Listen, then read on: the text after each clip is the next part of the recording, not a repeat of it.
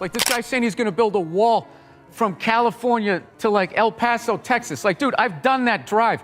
That's like a 2-day drive, 85 miles an hour. Like, ah! Like, you're going to build a wall. You're really going to do this. Like, how much is this going to cost? How many times you going to go to Home Depot? Like, how big is this thing going to be? Does anyone have any questions for Patty or for me? No? I have a question. No? Anybody? Okay. We'll see you all later. I'm not into politicians at all. They don't make any money. They're set up to be bribed, and then in the end, they're all worth like $50 to $100 million. And everybody thinks one side is better than the other.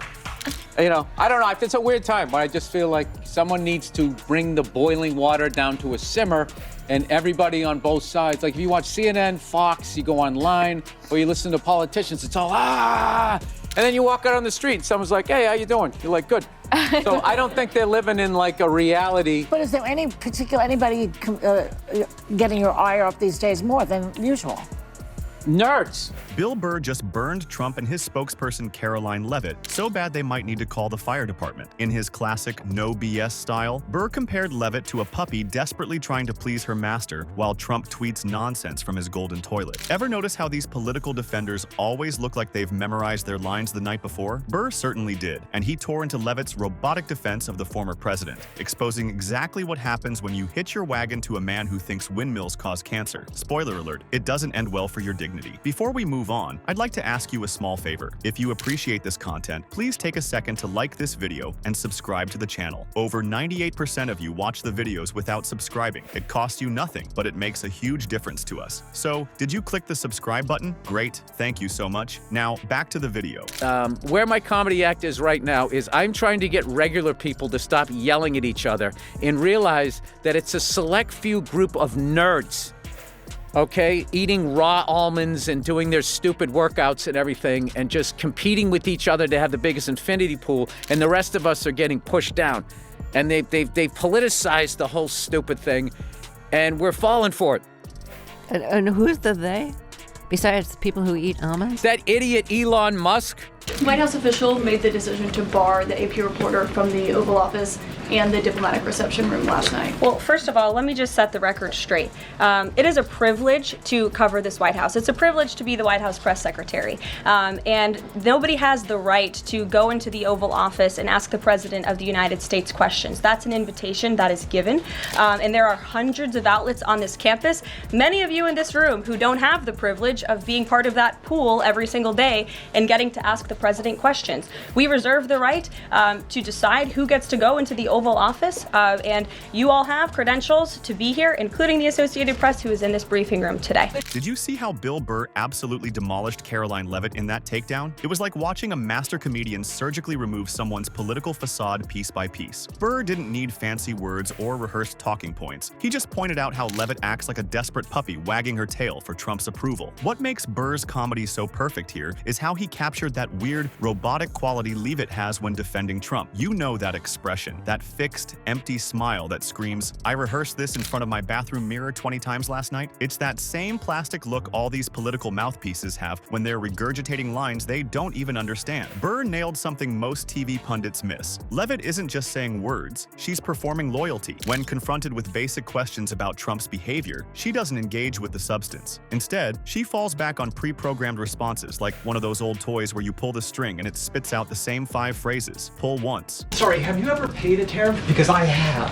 They don't get charged on foreign companies, they get charged on the importers. And ultimately, when we have fair and balanced trade, which the American people have not seen in decades, as I said at the beginning, revenues will stay here, wages will go up, and our country will be made wealthy again. Does the president feel that he was misled by his national security advisors, whoever it was that told him there was no classified information in there, now that he's seen these messages? I've now been asked and answered this question 3 times by the both of you, and I've given you my answer. The president feels the same today as he did yesterday. Okay, Philip. And on my follow-up on what you had just said. Go ahead, Philip. Caitlin, I'm not taking your follow-up. I have a follow-up on something you just said, though, Caroline. Trump is making America great. Pull again. The media is so unfair. It's political mad libs with the same answers no matter what question you ask. The funniest part is watching how Leavitt thought climbing the political ladder would be easy. Just stick close to Trump, defend everything he says, and boom, career success. But then reality hits when she actually has to justify some of his wildest statements on national TV. Suddenly, that rehearsed smile gets a little more strained, doesn't it? I love how Burr refuses to play the game that both sides of the political spectrum want us to play. He's not interested in making Leavitt a villain or a hero. He's just pointing out how absurd it is to watch someone abandon their dignity to please a guy who probably couldn't pick her out of a lineup unless she was wearing a name tag. What Burr's really exposing isn't just Leavitt, but the whole pathetic system where ambitious people will defend literally anything if they think it'll get them ahead. It's like watching someone insist the emperor's new clothes are beautiful when we can all see he's walking around naked. These folks will stand there with a straight face and tell you the sky is purple if that's what their team needs them to say that day. The emperor isn't just naked, according to Burr. He's running a circus where CNN and Fox News are just different clowns selling the same overpriced tickets. While political analysts dissect Trump's every move like it's Shakespeare, Burr cuts through with a simpler take. Rich jerks are laughing at us while we fight over their talking points and compete for who has the bigger infinity pool. You ever notice how comedians sometimes make more sense than the so-called serious news people? That's Burr's superpower. He's not trying to convince you he's the smartest guy in the room or sell you some fancy political theory. He's just pointing at the orange turd and saying what we're all thinking. What the hell is this guy doing with nuclear codes? The beauty of Burr's approach is how he exposes the media game. Turn on CNN and Trump's the devil in an ill-fitting suit. Flip to Fox News and suddenly he's Jesus with a spray tan. Meanwhile, Burr's sitting there going, they're both feeding you different flavors of the same garbage. He sees how these networks aren't informing us. They're just getting us all worked up so we keep watching their commercials for boner pills and reverse mortgages. And those Trump tweets? Burr nails exactly what's happened. We've completely normalized insane behavior from our leaders. The President of the United States could tweet, "Aliens are stealing my brainwaves," at 3 a.m. And by noon, we'd all be like, well, that's just Tuesday. As Burr points out, this normalization of outrageous behavior makes it impossible to address actual problems because we're too busy arguing about whatever new crazy thing just happened. What makes Burr's commentary so refreshing is that he's not playing political chess. He doesn't care about winning arguments or scoring points against the other team. When he tears into Trump or the media, he's not doing it because he's a secret Democrat or Republican. He's doing it because the whole system has become so obviously absurd that it feels like we're living in a badly written reality show. The real victims in all this? Regular folks. While political elites wage Twitter wars from their summer homes, actual people are struggling with real problems. Burr's genius is exposing this disconnect, showing how political theater is just a distraction while the rich get richer and everyone else fights over the scraps. And there you have it, folks. Bill Burr's outsider perspective is exactly what makes his takedowns so effective. While the political machine keeps churning out zombies in suits, Burr stands outside the carnival tent pointing at the obvious. These emperors aren't wearing any clothes. His comedy isn't just for laughs, it's truth-telling in an age of absurdity. When everyone else is busy playing politics, Burr's just calling out the disconnect between Washington elites and regular people's lives. Maybe that's the real lesson here. In a world drowning in political spin, sometimes it takes a comedian to be the only honest voice in the room.